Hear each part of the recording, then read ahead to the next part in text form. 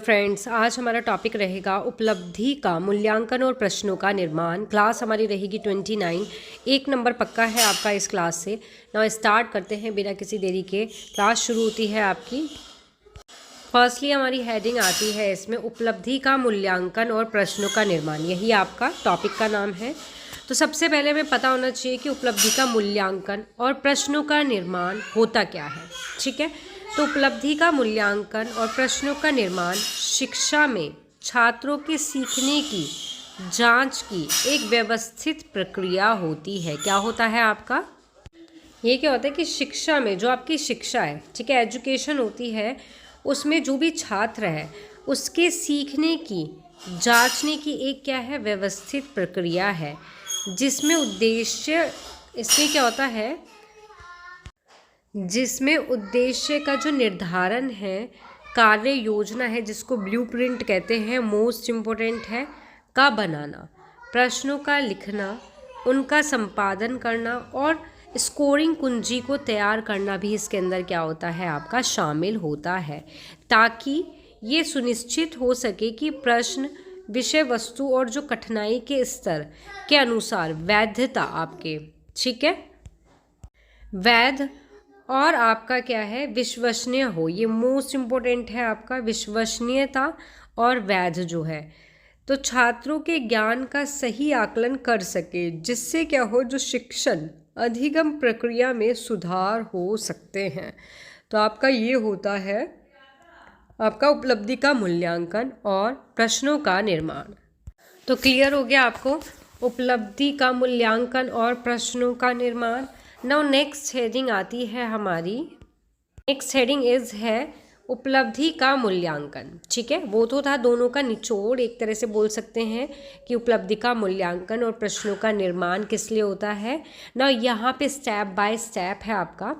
तो उपलब्धि का मूल्यांकन, इसका अर्थ क्या होता है आपका, कि ये वो प्रक्रिया है, वो प्रोसेस होता है आपका, जिससे यह पता लगाया जाता है कि छात्र ने कितना सीखा और सीखने के लिए लक्ष्य को प्राप्त किया है या फिर नहीं किया गया है आपका। ठीक है, तो समझ आ गया आपको कि प्रक्रिया ऐसी होती है जिसमें बस आपको ध्यान रखना है कि छात्र ने कितना सीखा और सीखने के लिए लक्ष्य को प्राप्त किया है या फिर नहीं किया है आपका। नेक्स्ट हेडिंग आती है इसमें इसका उद्देश्य, कि सीखने के परिणाम को मापना, छात्रों की कठिनाई को समझना और भविष्य के शिक्षण के लिए जानकारी को जुटाना ही इसका क्या है, उद्देश्य होता है, कि भविष्य में शिक्षण के लिए क्या जानकारी हमें जुटानी है, कठिनाई को समझना है छात्र की और परिणाम को मापना, ये सब इसका क्या होता है, उद्देश्य होता है। ठीक है, नेक्स्ट आता है इसका महत्व। उपलब्धि मूल्यांकन का महत्व है कि ये सुनिश्चित करता है कि मूल्यांकन प्रभावी हो, छात्रों के ज्ञान का सही आकलन कर सके, जिससे शिक्षण में क्या है, सुधार हो सकते हैं आपके। नेक्स्ट हेडिंग आती है आपकी उपलब्धि परीक्षण निर्माण के चरण, step in achievement test construction. तो जो सबसे पहले इसमें जो हेडिंग आती है, हेडिंग आती है, वो आती है आपकी योजना। इट मीन्स आपका प्लानिंग। ठीक है, कि परीक्षा के उद्देश्य को क्या है, तय करना। तो जो प्लानिंग होता है, ये परीक्षा के उद्देश्य तय करना है, मतलब कि ये सबसे महत्वपूर्ण और सबसे पहला चरण होता है, जिसमें क्या होता है, परीक्षण के सामान्य उद्देश्य जो जर्नल ऑब्जेक्टिव्स होते हैं, कक्षा या फिर उसका स्तर, मापे जाने वाली जो विषय वस्तु होती हैं, या कह सकते हैं प्रश्नों के प्रकार, या फिर टोटल मार्क्स, टाइम लिमिट्स, ये सब क्या है, निर्णय तय किए जाते हैं इसमें। ठीक है, कि इसमें जो टाइम है, टाइम की जो लिमिटेड है वो इसमें क्या है, तय की जाएगी। टोटल जो मार्क्स हैं, टोटल मार्क्स जो है वो तय किए जाएंगे इसमें। प्रश्नों के टाइप्स ऑफ आपका क्वेश्चंस, इन सबको क्या है, तय किया जाता है, ताकि उद्देश्यपूर्ण और वैज्ञानिक बन सके। क्या चीज़ आपका, जो आपका परीक्षण होता है, वो उद्देश्यपूर्ण बन सके और वैज्ञानिक बन सके। ठीक है, और छात्रों की कौन सी खास उपलब्धि मापी जाएगी, ये भी सुनिश्चित हो सके। तो ये होता है आपका प्लानिंग करना, योजना आपका। ठीक है, सेकंड पॉइंट आता है इसमें ब्लूप्रिंट, और वेरी वेरी इंपॉर्टेंट है आपका ब्लूप्रिंट, मोस्ट इंपॉर्टेंट है आपका। ओके, तो ब्लूप्रिंट क्या होता है कि प्रश्नों की संख्या, प्रकार का निर्धारण करना, जैसे कितने वस्तुनिष्ठ, कितने दीर्घ और कितने उत्तरीय आपके प्रश्न हैं। ठीक है, ये क्या होता है, जो ब्लूप्रिंट होता है ये एक त्रिआयामी चार्ट होता है जिसको हम फ्रेमवर्क भी कहते हैं। क्या कहते हैं? फ्रेमवर्क आपका। ठीक है, जो ये बताता है कि प्रश्न पत्र में कौन सा विषय, कौन से ऑब्जेक्टिव जो उद्देश्य हैं वो, और कितने मार्क्स और किस प्रकार के प्रश्न शामिल होंगे, और ये परीक्षा के निर्माण का आधार होता है। हम कह सकते हैं ये बेस होता है बिल्कुल परीक्षा के निर्माण का। और एक व्यवस्थित योजना भी क्या करता है, ये प्रदान करता है, ताकि जो पूरा पाठ्यक्रम है, क्या है, जो पूरा पाठ्यक्रम होता है, ऑल पाठ्यक्रम होता है, और उद्देश्य का उचित संतुलन बना रहे।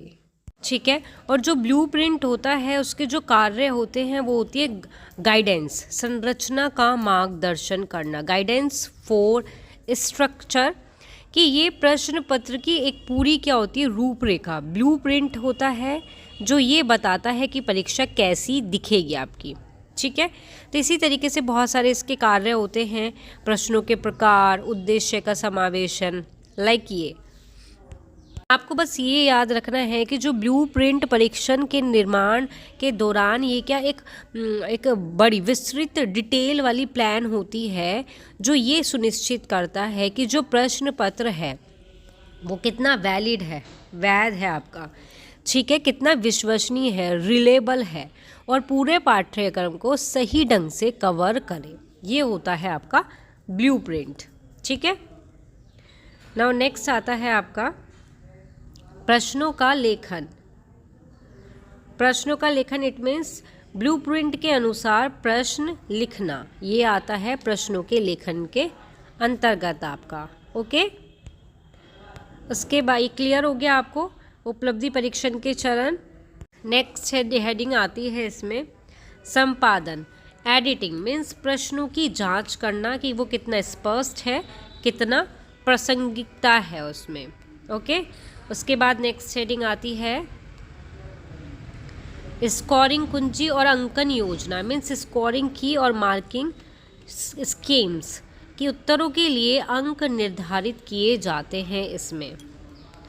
नाउ नेक्स्ट आता है, नेक्स्ट और लास्ट है प्रश्नवार विश्लेषण, मतलब आइटम एनालिसिस, कि प्रश्नों की कठिनाई, प्रभावशीलता का विश्लेषण किया जाता है। विश्लेषण करना इसके अंतर्गत ही आता है आपका। ओके, तो ये हैं आपके उपलब्धि परीक्षण निर्माण के चरण, step in achievement test construction आपका। ओके, नेक्स्ट हेडिंग आती है आपकी, नेक्स्ट हेडिंग इज इम्पोर्टेंट है आपकी कि प्रश्नों का निर्माण आपका।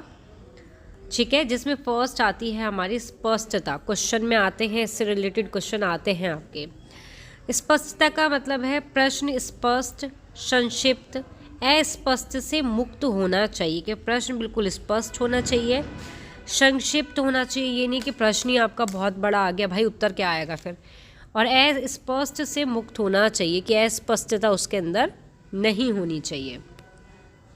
सेकंड आता है आपका विविधता, कि अलग अलग प्रकार के प्रश्न हो, जैसे कि बहुविकल्प भी हो, उसमें लघु उत्तरीय भी हो, निबंध भी हो, ये सभी क्या है इसके अंदर इस्तेमाल किए गए हों, ये होती है विविधता। नेक्स्ट इज आता है प्रासंगिकता, मतलब कि प्रश्न पाठ्यक्रम के उद्देश्य और छात्रों के अनुभव के अनुरूप हो आपके। ठीक है, नेक्स्ट आता है ध्यान भटकाने वाले, कि वस्तुनिष्ठ प्रश्न जो MCQ होते हैं में गलत विकल्प विश्वसनीय और सुराग मुक्त होने इसके अंदर चाहिए आपके। ओके, तो प्रश्नों का निर्माण आपको क्लियर हो गया। नाउ नेक्स्ट हेडिंग आती है आपकी इसमें प्रश्नों के प्रकार, टाइप्स ऑफ क्वेश्चन। की नेक्स्ट हेडिंग है आपकी प्रश्नों के प्रकार। ठीक है, तो प्रश्नों के प्रकार में आपका सबसे फर्स्टली आता है वस्तुनिष्ठ प्रश्न, जिसको हम कहते हैं ऑब्जेक्टिव टाइप्स।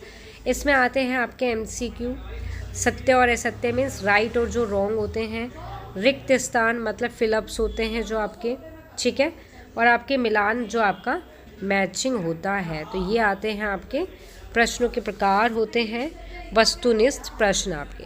ठीक है, इनके लाभ क्या हैं आपके? लाभ क्या होता है इसका कि जांच में निष्पक्षता होती है, समय की इससे क्या होती है बचत होती है, और व्यापक पाठ्य वस्तु का क्या है ये आकलन होता है आपका। ओके, नेक्स्ट हेडिंग है इसकी सीमाएं। जो आपका वस्तुनिष्ठ प्रश्न है इसकी सीमाएं हैं आपकी। ठीक है, नेक्स्ट हेडिंग आती है हमारी इसके अंदर अभिव्यक्ति की जांच नहीं होती इससे, और अनुमान से सही उत्तर क्या है इसमें संभव होता है आपका। तो ये है इसकी सीमाएं, वस्तुनिष्ठ प्रश्न ऑब्जेक्टिव जो टाइप्स होते हैं आपके। नेक्स्ट हेडिंग है आपकी लघु उत्तरीय प्रश्न, मतलब 2 या 4 पंक्ति में जो उत्तर होते हैं। नेक्स्ट तथ्य व समझ पर ये आधारित होते हैं आपके, और इसका लाभ होता है कि स्मरण और जो समझ की जांच, और नेक्स्ट उत्तर जो होता है इसमें वो संक्षिप्त में होता है आपका। ठीक है, नेक्स्ट आता है आपका दीर्घ उत्तरीय प्रश्न। ये है प्रश्नों के टाइप्स। तो आता है दीर्घ उत्तरीय प्रश्न जो विस्तार से उत्तर दिया जाता है, जिसका इसमें विश्लेषण, तर्क, रचनात्मकता की जांच की जाती है। लाभ है इसका कि उच्च स्तरीय चिंतन कौशल का आकलन, एंड इसकी सीमाएं आती हैं आपकी कि जांच में पक्षपात संभव। ठीक है, तो ये हैं आपके प्रश्नों के प्रकार। आपका क्वेश्चन आता है इससे रिलेटेड अब कुछ प्रश्न हैं जो आपके एग्ज़ाम में देखने को मिलते हैं, जिसमें फर्स्ट आता है कि एक उपलब्धि परीक्षण का कौन सा गुण सुनिश्चित करता है कि वह वही मापता है जो उसे मापना चाहिए। ए ऑप्शन विश्वसनीयता, बी वैधता, सी वस्तुनिष्ठता, या डी व्यवहारिकता। तो इसका करेक्ट आंसर हो जाएगा आपका वैधता, जिसको हम वैलिडिटी भी कहते हैं। नेक्स्ट क्वेश्चन आता है हमारा ब्लूम के संज्ञानात्मक वर्गीकरण में सबसे उच्च स्तर कौन सा है। ए ऑप्शन ज्ञान, बी ऑप्शन समझ, सी ऑप्शन विश्लेषण, या डी ऑप्शन मूल्यांकन। तो संज्ञानात्मक वर्गीकरण में जो सबसे उच्च स्तर माना जाता है वो होता है आपका मूल्यांकन। ठीक है, किसकी बात कर रहे हैं? मूल्यांकन, ब्लूम की कर रहे हैं हम, ब्लूम में संज्ञानात्मक वर्गीकरण। ओके, नेक्स्ट क्वेश्चन आता है हमारा अच्छे प्रश्न के निर्माण के लिए निम्न में से क्या आवश्यक नहीं है। क्वेश्चन पे ध्यान देना, इसमें लिखा है नहीं है। ए स्पष्ट भाषा, बी पाठ्य वस्तु से संबंध, सी पक्षपातपूर्ण कथन, या डी उद्देश्य के अनुरूप होना। करेक्ट आंसर हो जाएगा इसका पक्षपात। नहीं पे बिल्कुल ध्यान देना है, क्योंकि कुछ बच्चे क्या है नहीं पे ध्यान ना देके ऑप्शन 1 देखा और करेक्ट आंसर कर दिया। तो आपको क्वेश्चन को अच्छे से पढ़ना है। नेक्स्ट क्वेश्चन आता है हमारा एक अच्छे उपलब्धि परीक्षण का गुण नहीं है। वैधता, विश्वसनीयता, वस्तुनिष्ठता, या परीक्षण का अनुपयोग। करेक्ट आंसर हो जाएगा परीक्षण का अनुपयोग, क्योंकि वैधता, विश्वसनीयता, वस्तुनिष्ठता उपलब्धि परीक्षण के गुण होते हैं, और क्वेश्चन में है नहीं होता है, वो है डी ऑप्शन आपका। नेक्स्ट क्वेश्चन आता है हमारा ब्लूप्रिंट किसका एक महत्वपूर्ण घटक है। केवल प्रश्नों का प्रकार, केवल है तो इनकरेक्ट हुआ, केवल कठिनाई स्तर इनकरेक्ट, परीक्षण के डिज़ाइन, या केवल स्कोरिंग योजना। तो केवल है इनकरेक्ट। आंसर हो जाएगा आपका सी ऑप्शन। ठीक है, तो इस तरीके के क्वेश्चन आपके मोस्टली एग्जाम में देखने को मिलते हैं। तो यहाँ आपका टॉपिक होता है ख़त्म। मिलते हैं नेक्स्ट क्लास में न्यू टॉपिक के साथ। जिसको भी वीडियो पसंद आए लाइक शेयर सब्सक्राइब करना ना भूले। Thank you.